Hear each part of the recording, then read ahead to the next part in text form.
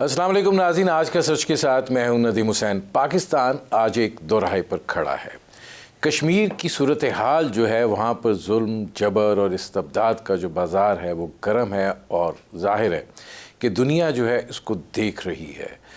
मकबूजा कश्मीर एक ज़िंदा जेल में तब्दील हो चुका है। 9 लाख से ज़ायद अफवाज वहाँ मुतय्यन है और ज़ाहिर है कि एक तवील अरसा हो गया, अब तो दिन भी गिनते हुए याद नहीं रहते कि क्या साल से ज़्यादा अरसा हो गया है कि मकबूजा कश्मीर जो है वो कर्फ्यू की ज़द में है। जुल्म की और इंसानी अलमिये की ये मिसाल जो है इससे पहले तारीख़ में नहीं मिलती है। पाकिस्तान को 2 तरह की सूरत हाल का सामना है। एक तो ये कि मकबूजा कश्मीर की सूरत हाल को दुनिया के सामने उजागर करना और इस मुतनाज़ा मामले को लेकर ये कोशिश करना कि वहाँ के अवाम जो है उनको कोई रिलीफ मुयस्सर आ सके। दूसरी तरफ लाइन ऑफ कंट्रोल की सूरत हाल है, जहाँ पर हिंदुस्तान ने जंग की कैफियत पैदा कर रखी है और कोई दिन नहीं जाता जब वहाँ पर फायरिंग ना हो और कोई हफ्ता नहीं गुजरता जब वहाँ से किसी के ज़ख्मी होने और किसी शहादत की इतला ना आए। ज़ाहिर है पाकिस्तान जो है वो अपनी सी सफारती कोशिश जारी रखे हुए है, लेकिन देखना ये है कि क्या पाकिस्तान की ये सफारतकारी जो है ये मौसर साबित हो रही है। ख़ित्ते के बदलते हालात ने भी पाकिस्तान के लिए एक नया चैलेंज जो है वो खड़ा कर दिया है और ज़ाहिर है कि दोस्त ममालिक के अपने मफादात होते हैं और आजकल के ताल्लुकात जो हैं वो मफाद की बुनियाद पर ही तरजीह पाते हैं। लेकिन कश्मीर का मसला जो है ये एक फ़्लैश पॉइंट है और अगर इसका तदारुक नहीं होता तो फिर 2 एटमी कुव्वतें जो हैं हमेशा जंग के धाने पर रहेंगी और ज़रा सी गलती जो है किसी बड़े हादसे और किसी बड़े साने का सबब भी बन सकती है। लेकिन इसमें पेशरफ्त जो है वो कैसे हो, तारीख़ का एक यकीनन सफ़र भी है और तारीख़ का एक जबर भी है। मेरे आज के जो मेहमान हैं वो इस सूरत हाल से ना सिर्फ ये कि बाखूबी आगाह हैं बल्कि उन्होंने इस सारी सूरत हाल के अंदर बड़ा एक अहम किरदार अदा किया है, बहैसियत सफारतकार भी और बहैसियत सदर आज़ाद कश्मीर भी। मेरे आज के मेहमान मसूद ख़ान, सदर आज़ाद कश्मीर। मसूद ख़ान साहब, ये फरमाइएगा कि एक तो मकबूजा कश्मीर की सूरत हाल है और एक लाइन ऑफ कंट्रोल की सूरत हाल है। पहले ज़रा हम यहाँ से शुरू करते हैं और ये देखते हैं कि ये दोनों सूरत हाल जो हैं पाकिस्तान के लिए कितनी चैलेंजिंग है। देखिए, जो सूरत हाल मकबूजा कश्मीर में है वो बहुत ही संगीन है, इसलिए कि वहाँ इंसानियत के ख़िलाफ़ जराइम का इर्तिकाब हो रहा है, जंगी जराइम का इर्तिकाब हो रहा है। 9 लाख फ़ौज बैठी हुई है, नस्ल कुशी की जा रही है कश्मीरियों की और बाहर से हिंदुओं को ला के आबाद किया जा रहे हैं, हिंदुस्तान से हिंदुओं को ला के आबाद किया जा रहा है। जो आदाद व शुमार सरकारी तौर पर जारी किए गए हैं मुकाबिज़ अफवाज की तरफ से या काबिज़ हुक्मरानों की वजह से, कोई 22 लाख के करीब लोगों को उन्होंने ला के मकबूजा इलाके में आबाद किया है और वो सारे के सारे हिंदू हैं, ताकि मकबूजा कश्मीर की जो डेमोग्राफिक या आबादी की जो हैत है या जो उसका तनासब है उसको तब्दील किया जा सके। फिर ये है कि वहाँ हर रोज़ जो है कत्ल और खून का बाज़ार गर्म होता है, मतलब नौजवानों को चुन चुन के मारा जा रहा है और ज़बरदस्ती गायब कर दिया जाता है। मारा इस तरीके से जाता है, मुहासिर और तलाशी के ऑपरेशंस में उनको मारा जाता है। इस तरीके से मारा जाता है कि उनके स्टेज इनकाउंटर्स किए जाते हैं। मतलब ये है कि ऐसे जाली मुकाबलों में लोगों को शहीद कर दिया जाता है। उन्हें दफनाया भी नहीं जाता अपने जो कब्रिस्तानों में, बल्कि उनको कहीं दूर दराज जगहों पे जो है दफन कर देते हैं, ताकि लोगों की तरफ से जो है रद्द अमल ना आए, वो एहतजाज ना करें। तो एक क़यामत बर्पा है, यानी उसे बयान नहीं किया जा सकता, उसके ऊपर हज़ारों किताबें लिखी जा सकती हैं। अब मसूद खान साहब, मैंने सवाल जो पूछा था, जी मैं उसकी तरफ आ रहा हूँ। दूसरा आपने पूछा कि नहीं, पहले इसी को ज़रा कंटिन्यू कर लीजिए जो आपने सारा बयान किया है। जब मैंने चैलेंज की बात की थी, ज़ाहिर है मकबूजा कश्मीर के अंदर कोई शहीद होता है उसको पाकिस्तान के परचम में दफनाते हैं, पाकिस्तान की तरफ वो देख रहे हैं और इस वक्त जो जुल्म और बर्बरियत है वो गुज़श्ता 70 सालों से सबसे ज़्यादा इंतहा के ऊपर है, क्योंकि दिल्ली में एक फाशिस्ट हुकूमत बैठी हुई है। इसका पाकिस्तान की तरफ कितना दबाव है? खान साहब, उधर से लोग आपकी तरफ ही देखते हैं। जी, मैं उसकी तरफ आता हूँ, आपके पहले सवाल का मुकम्मल जवाब दे दूँ, और वो था आज़ाद कश्मीर से मुताल्लिक़ कि उसके असरात जो हैं, इस वक्त जो सूरत हाल है, जो हिंदुस्तान की जारियत है, उसके आज़ाद कश्मीर के ऊपर क्या असरात मुरतब हो रहे हैं। तो उसमें यह है कि اس سال یعنی 2020 میں ہندوستان جو ہے وہ 2700 سے زیادہ جو ہے سیز فائر وائلیشنز کر چکا ہے، اور اس میں ہمارے کوئی 30 سے زیادہ لوگ شہید ہوئے ہیں، سینکڑوں زخمی ہیں، ان میں سے بہت سے لوگ جو ہے اپاہج ہو چکے ہیں ساری زندگی کے لیے، اور ہمارا سارے کا سارا کرٹیکل انفراسٹرکچر انہیں تباہ کر دیا ہے۔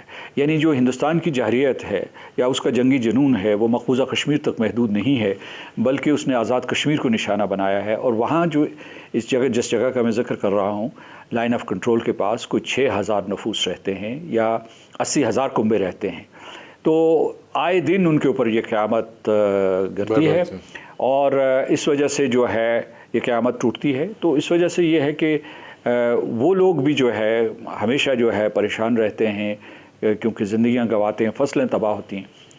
تیسرا جو اثر ہے، یعنی میں یہ اس بات کو تھوڑا سا آگے بڑھانا چاہتا ہوں کہ جو ہندوستان نے یہ اعلان کیا ہے، ان کے جو نیشنل سیکیورٹی ایڈوائزر ہیں یا جو ان کی انتہا پسند حکومت ہے یا راشٹریہ سوئم سیوک سنگھ ہے، انہوں نے یہ کہا ہے کہ انہوں نے پاکستان کے اوپر بھی نشانہ باندھا ہوا ہے۔ انہوں نے خود کہا ہے کہ وہ بلوچستان میں، خیبر پختونخوا میں، اس کے بعد کراچی میں، پاکستان کے دوسرے جگہوں میں، آزاد کشمیر میں، گلگت بلتستان میں وہ ہائبرڈ وارفیئر جو ہے اس کا انہوں نے آغاز کیا ہوا ہے، اور ایک اعلانیہ جنگ ہے، غیر اعلانیہ جنگ ہے، اور پاکستان کے خلاف جو ہے ایک غیر اعلانیہ جنگ ہے۔ آپ نے دیکھا ہوگا کہ پچھلے دنوں ہمارے جو افواج پاکستان نے اور وزیر خارجہ پاکستان نے جو ہے وہ اعداد و شمار اور وہ شواہد لوگوں کو بتائے تھے، جس میں دہشت گردی کے واقعات، سبورشن کے واقعات جو ہے پاکستان کے خلاف ہو رہے ہیں۔ ہندوستان اس کی نہ صرف جو ہے اسپانسرشپ کر رہا ہے بلکہ انہیں عملی جامہ پہنا رہا ہے۔ مسعود خان صاحب اس طرف ذرا آتے ہیں، یہ بائفرکیٹ اس کو کریں گے جو میں نے آپ سے سوال کیا تھا کہ وہاں پہ جس طریقے سے ظلم اور بربریت ہو رہی ہے، ظاہر ہے ہم نے اس کے خلاف آواز بھی بلند کی۔ میں نے یہ سوال پہلے بھی کیا تھا کہ وہ تو پاکستان کی طرف دیکھ رہے ہیں، وہ تو آپ کی طرف دیکھ رہے ہیں۔ جی، پاکستان کئی محاذوں پہ ڈٹا ہوا ہے، سیاسی محاذ پہ، سفارتی محاذ پہ، اور اقوام عالم سے جو ہے رابطہ کر رہا ہے۔ میں سمجھتا ہوں کہ 5 اگست 2020 کے بعد اقوام عالم نے کشمیر کی صورتحال کے اوپر خصوصی توجہ دی، اور اس میں پاکستان کا بھی ایک اہم کردار ہے، یا اہل آزاد کشمیر کا بھی ہے۔ ہم لوگ بھی جاتے رہے ہیں۔ دنیا بھر کی پارلیمنٹس، جو بڑی پارلیمنٹس مانی جاتی ہیں، مثلا جو یورپین پارلیمنٹ ہے یا برطانوی پارلیمنٹ ہے، فرانس کی پارلیمنٹ ہے، یو ایس کانگریس ہے، اس میں ہاؤس آف ریپریزنٹیٹیوز نے اور سینٹ نے جو ہے اس قسم کی سماعتیں کی ہیں، ہیئرنگز کی ہیں۔ ایسا پہلے نہیں ہوتا تھا۔ اسی طریقے سے دنیا کے ذرائع ابلاغ نے آپ کا ساتھ دیا ہے، ہندوستان کا چہرہ بے نقاب کرنے کی کوشش کی ہے، اور پھر یہ ہے کہ بڑے بڑے رہنماؤں نے ہندوستان کو نشانہ تنقید بنایا ہے، جن کی آواز معتبر ہے۔ لیکن اس میں 2 چیزیں میں آپ کو بتانا چاہتا ہوں، 2 چیزوں میں ہم کامیاب نہیں ہوئے۔ ہم جو ہے جو بڑی طاقتیں ہیں جو فیصلہ کرتی ہیں، وہ سلامتی کونسل میں بیٹھی ہوئی ہیں یا سلامتی کونسل سے باہر ہیں، یا مطلب جن کے پاس جو ہے وہ ویٹو ہے یا جن کے پاس ویٹو نہیں ہے، یہ مصلحت کی وجہ سے اور ہندوستان سے تجارتی اور معاشی تعلقات کی وجہ سے خاموش ہیں، اور جب تک وہ لب کشائی نہیں کریں گی، جب تک وہ فیصلہ سازی نہیں کریں گی، تب تک جو ہے کوئی اثر نہیں ہوتا۔ دوسری جو میں سمجھتا ہوں کہ ہمارے اپنے جو اس میں ایک قسم کی کمی ہے، جس کا میں نے بارہا اظہار کیا ہے، کہ ہم سفارتی سطح پہ تو متحرک ہیں، سیاسی سطح پہ متحرک نہیں ہیں۔ عام طور پہ لوگ سیاسی اور سفارتی حمایت کو ایک ہی سانس میں کہہ دیتے ہیں۔ سیاسی کا مطلب یہ ہے کہ ہماری سیاسی جماعتیں جو ہیں ایک پلیٹ فارم پہ اکٹھی ہوں، اس کے بعد ایک لائحہ عمل اختیار کریں۔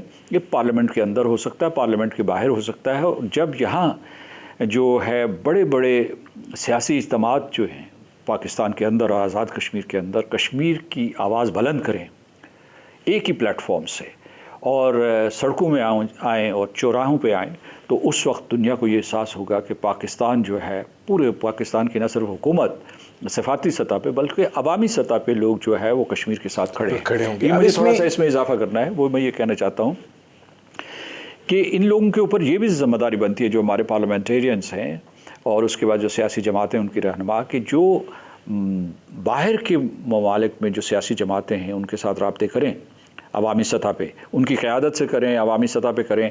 پھر جو انٹر پارلیمنٹری یونین ہے اس میں، یا دوسرے جو پارلیمنٹری فورمز ہیں اس میں یہ جائیں اور اپنا مقدمہ پیش کریں، کشمیر کا مقدمہ پیش کریں، کیونکہ کشمیر تیزی سے جل رہا ہے اور خس و خاشاک میں تبدیل ہو جائے گا اگر ہم ہم نے وقت ضائع کر دیا.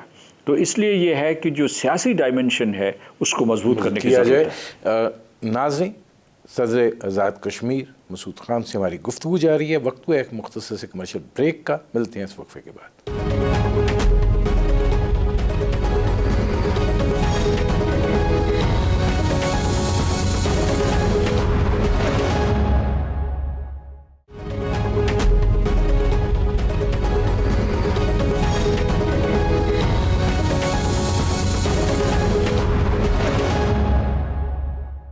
Welcome back.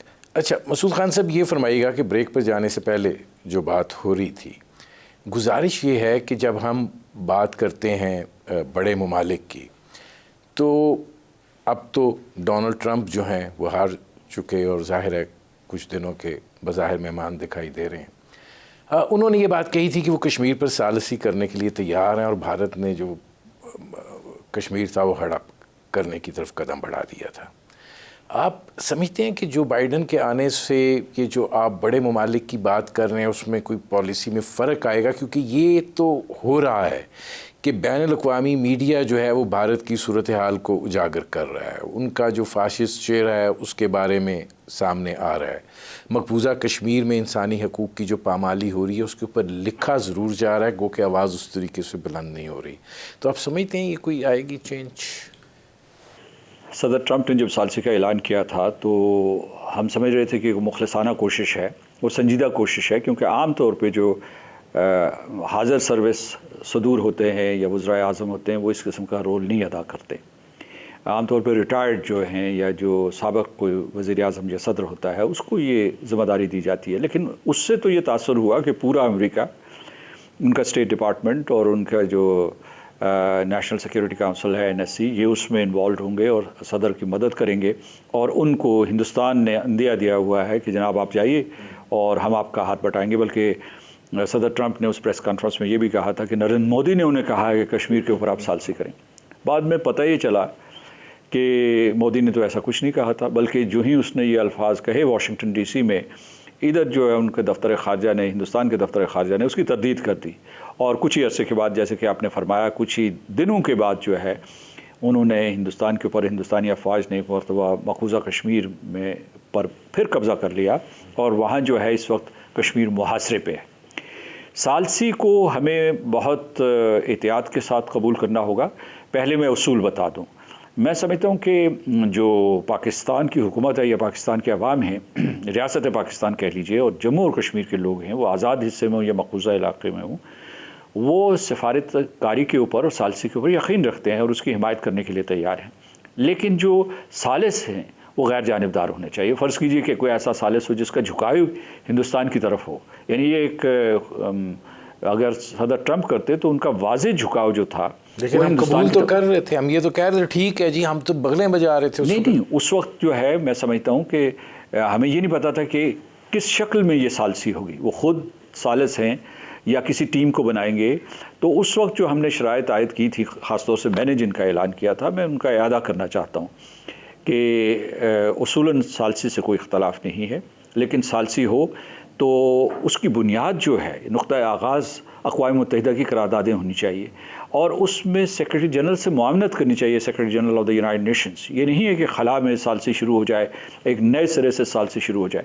اور ایک اور چیز میں نے یہ کہی ہے کہ ثالثی ہو اب کی جب، تو اس میں ہندوستان بیٹھے ہیں، پاکستان کے مندوبین بیٹھے ہیں، کشمیر کے نمائندے بھی بیٹھے ہیں، آزاد کشمیر کے اور مقبوضہ کشمیر کے نمائندے بیٹھے ہیں، کیونکہ کشمیریوں کی تقدیر کا فیصلہ ہونا ہے.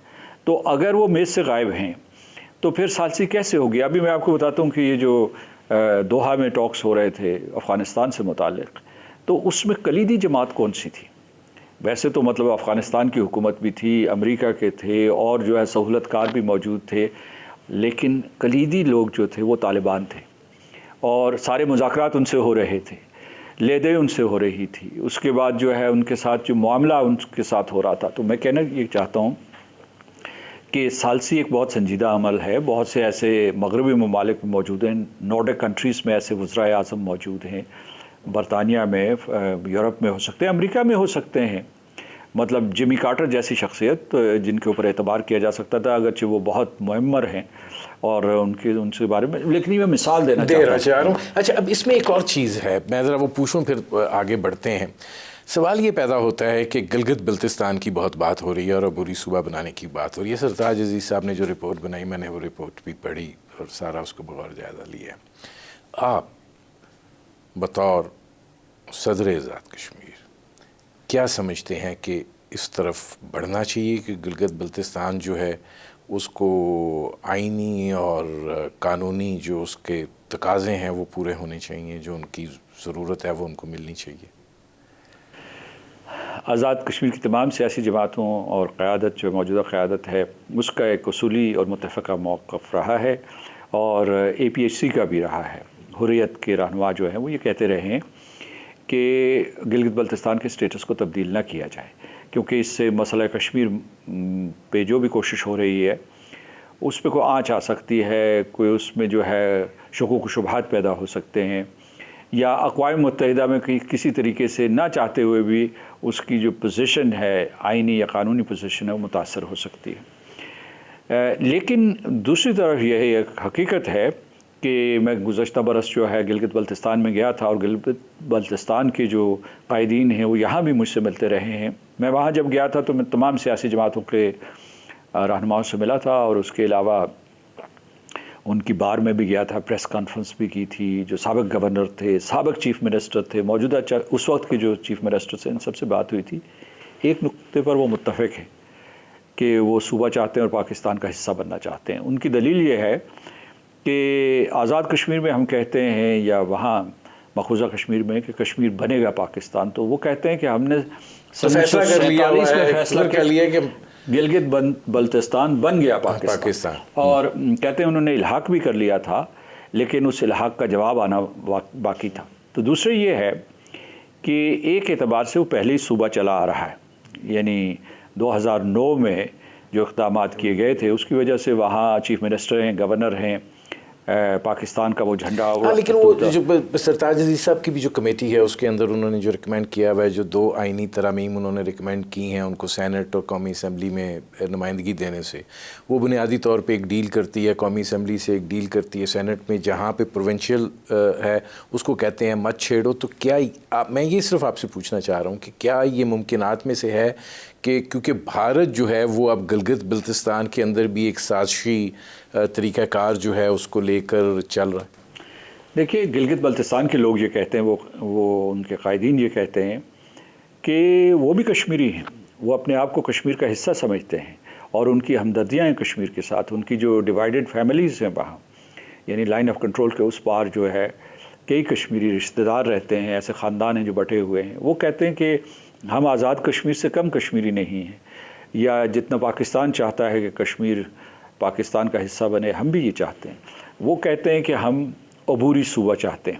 اچھا، ہم نے انہیں یقین یہ دلایا ہے کہ جناب ہم آپ کے حقوق، جو شہری حقوق ہیں، جو معاشی حقوق ہیں، وہ 100% آپ کو ملنے چاہیے۔ وہ حقوق جو آزاد کشمیر کے لوگوں کو ملے ہوئے ہیں، وہ حقوق جو پاکستان کے شہریوں کو ملے ہوئے ہیں، کیونکہ یہ آپ کے بنیادی انسانی حقوق ہیں، ان کے اوپر کوئی جو ہے بحث نہیں ہو سکتی۔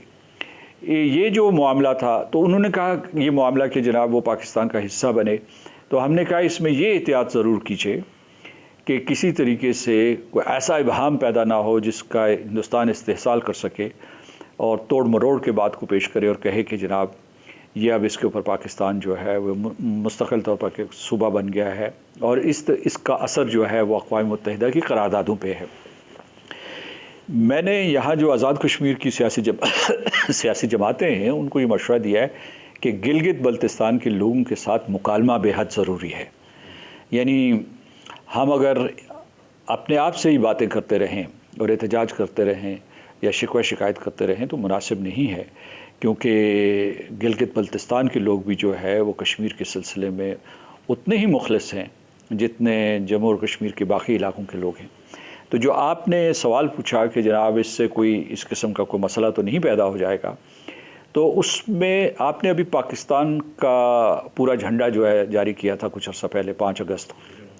تو اس میں بھی تنازع کھڑا ہو گیا تھا، ایک قسم کی کنٹروورسی شروع ہو گئی تھی. تو لیکن اس میں آپ نے شرائط عائد کی تھیں اور اس میں یہ کہا تھا کہ جو حتمی نقشہ بنے گا، اگرچہ یہ پاکستان کا فطری نقشہ ہے عوام کی خواہشات کے مطابق، جموں و کشمیر کی خواہشات کے مطابق، لیکن حتمی فیصلہ جو ہے وہ کشمیریوں کی خواہش کے مطابق ہوگا اور اقوام متحدہ کی قراردادوں کے مطابق ہوگا. اچھا، اب یہ فرمائیے مسعود خان صاحب، مطلب ظاہر ہے OIC ایک ایسا پلیٹ فارم ہے جو جہاں سے مسلمان ممالک کے مسائل جو ہیں ان کو اجاگر کیا جا سکتا ہے. تاریخی طور پر بڑا یہ عضو معطل سا ایک ادارہ بن کر رہ گیا ہوا ہے. آپ گزشتہ مہینے وہاں گئے بھی اور وہاں سے ظاہر ہے کہ وہ کوشش اور کاوش کامیاب رہی کہ کشمیر کے حوالے سے قرارداد جو ہے، جو حالات UAE کے ساتھ ہیں اور سعودی عرب کے ساتھ ہیں، جس طریقے کے معاملات چل رہے ہیں، آپ کیا سمجھتے ہیں کہ OIC سے یہ کہ پلیٹ فارم سے یہ ہو جانا کتنا اہمیت کا حامل ہے جو کشمیر کے سلسلے میں قرارداد پاس ہوئی؟ دیکھیے، میں یہ نہیں سمجھتا کہ اسلامی تعاون تنظیم ایک عضو معطل ہے. اس کا قائم رہنا بھی ایک بہت بڑا معجزہ ہے. یہ اقوام متحدہ کے بعد دوسری بڑی بین الاقوامی تنظیم ہے، انٹر گورنمنٹل بین الحکومتی تنظیم ہے، تو اس کی اپنی ایک اہمیت ہے. اور پچھلے کئی اشروں میں اس میں مسلمان رہنما بیٹھتے ہیں. یعنی اگر اور کچھ نہیں تو علامتی اہمیت اس کی بہت ہے، کیونکہ یہ پوری کی پوری امت کے لیے ایک بہت بڑا پلیٹ فارم ہے. تو اس کو جو ہے ہمیں ہمیشہ فخر کے ساتھ اس کا ذکر کرنا چاہیے. اس میں جو OIC میں جو کمزوریاں ہیں وہ دنیا کے اسٹریٹجک نقشے کی وجہ سے ہیں. آپ کے ممالک جو ہیں، اس کے جو ارکان ہیں، وہ پورے طریقے سے آزاد نہیں ہیں. ابھی بھی وہ کسی نہ کسی طریقے سے کمزور یا مضبوط ڈوریوں سے، مغربی ڈھانچے سے یا مغربی نظام سیاست سے یا اسٹریٹجک نظام سے بندھے ہوئے. تو اس وجہ سے وہ کمزوریاں ہیں، وہ آزادانہ فیصلے نہیں کر سکتے. مثلا بہت کم لوگوں کو یہ پتہ ہوگا کہ اقوام متحدہ میں ایک سیکیورٹی کاؤنسل ہے جو امن اور سلامتی کے معاملات سے ڈیل کرتی ہے، لیکن OIC میں کوئی ایسی سیکیورٹی کاؤنسل نہیں ہے. یعنی یہ ایک قسم کی ہمارے پاس جنرل اسمبلی تو ہے، سیکیورٹی کاؤنسل نہیں ہے. ٹھیک، ایک ہے وہاں independent permanent human rights commission, تو مطلب یہ ہے کہ یہ اس کا نعم البدل ہوگا جو ہیومن رائٹس کاؤنسل ہے. تو ڈھانچہ ہمارے پاس موجود ہے. جب ہم لوگ صحیح معنوں میں آزاد ہوں گے تو تب جو ہے ہم اس سے سوالات پوچھ سکیں گے. یہ میں نے اس لیے آپ کے سوال کے جواب میں یہ تفصیلات دی کہ لوگوں کو علم نہیں ہے کہ OIC ہے کیا. تو اس کی جتنی بھی قراردادیں ہوتی ہیں وہ ایک قسم کے مسلمانوں کے لیے سافٹ انٹرنیشنل لا ہے، ہارڈ انٹرنیشنل لا نہیں ہے. اور آہستہ آہستہ اس قسم کی جو یہ قانون سازی کرتے ہیں یا جو قراردادیں پاس کرتے ہیں، ان کا کہیں نہ کہیں اثر ضرور پڑتا ہے، کیونکہ یہ آواز ہے 2 ارب مسلمانوں کی. تو اسے جو ہے بالکل پس پشت نہیں ڈالا جا سکتا. اب رہا کشمیر کے سلسلے میں معاملہ، میں بریک لے لوں، واپس آتے ہیں. ناظرین، صدر آزاد کشمیر مسعود خان سے ہماری گفتگو جاری ہے. وقت ہوا ایک مختصر سے کمرشل بریک کا. ملتے ہیں اس وقفے کے بعد.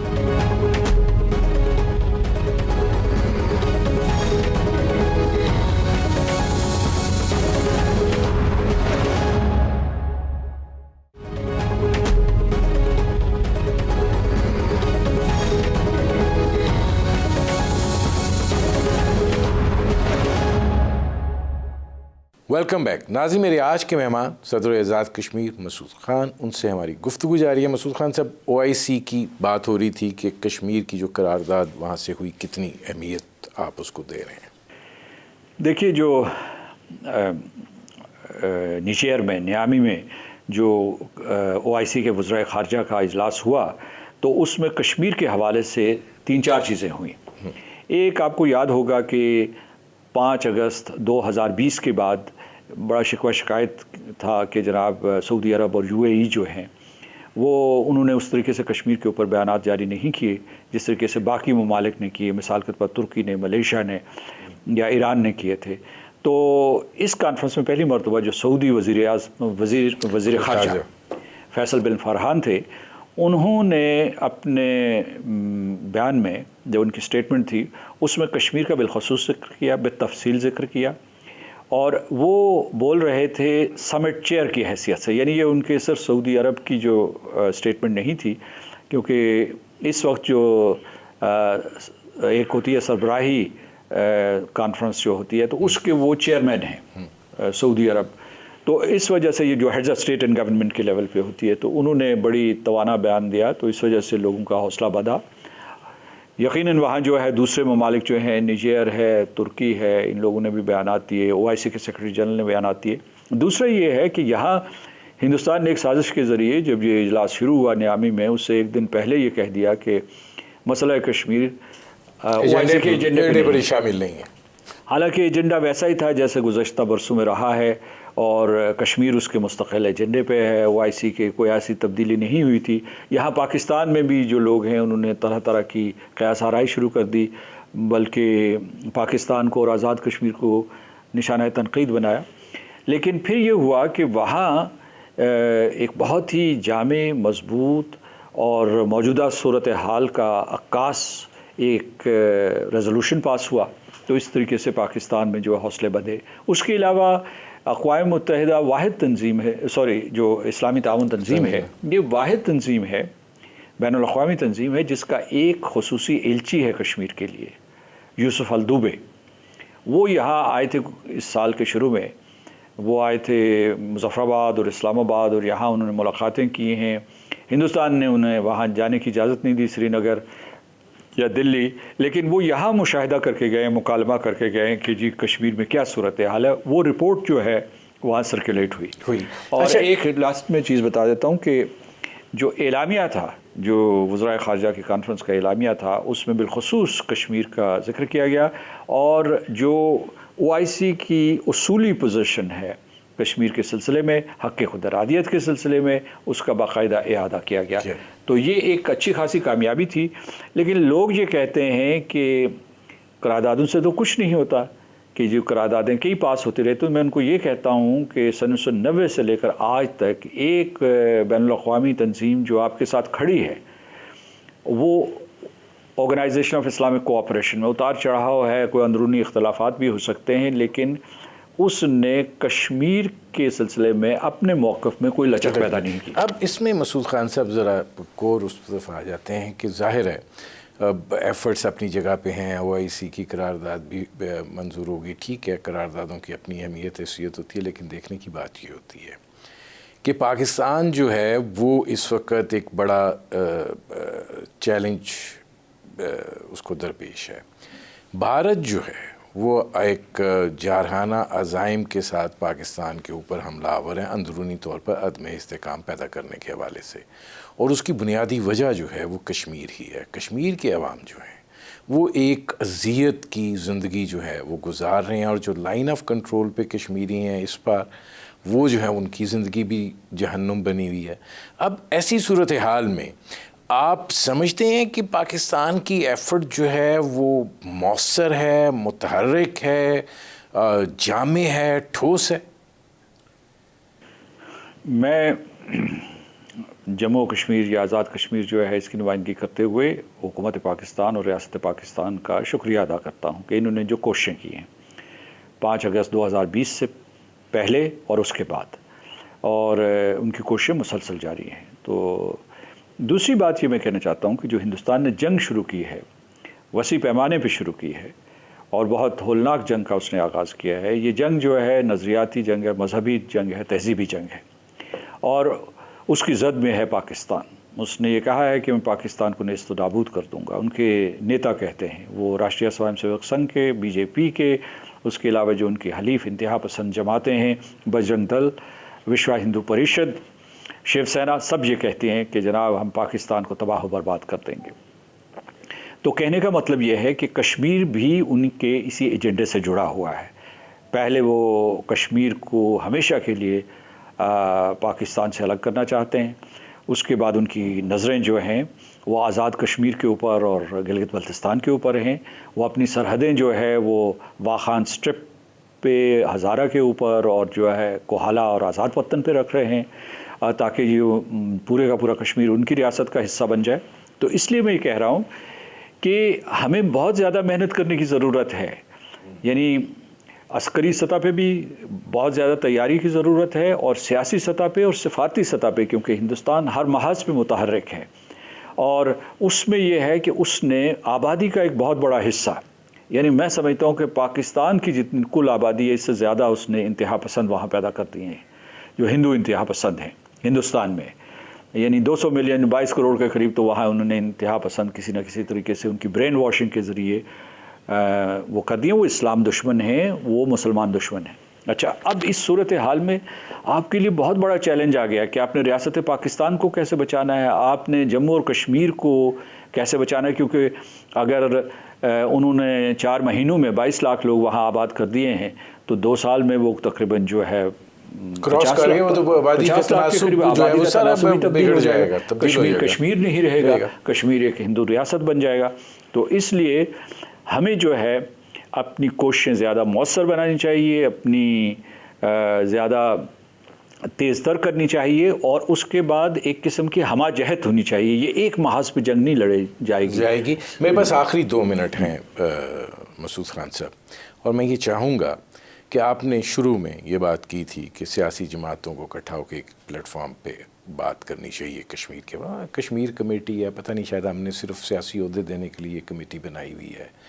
پارلیمنٹ ہے، عمران خان صاحب نے کہا تھا میں کشمیریوں کا سفیر ہوں، لیکن وہ جو خارشہ تحریک ہے کہ جو آپ کشمیر کمیٹی کے ذریعے وفود بھیج کے ذریعے ایسے حالات میں، جب کہ اتنے برے حالات ہیں کشمیر کے، جب ہم بات کر رہے ہیں انسانی المیے کی، تو آپ یہ نہیں سمجھتے یہاں پہ ذرا ہمیں ری وزٹ کرنے کی ضرورت ہے کہ ہمیں کرنا کیا ہے؟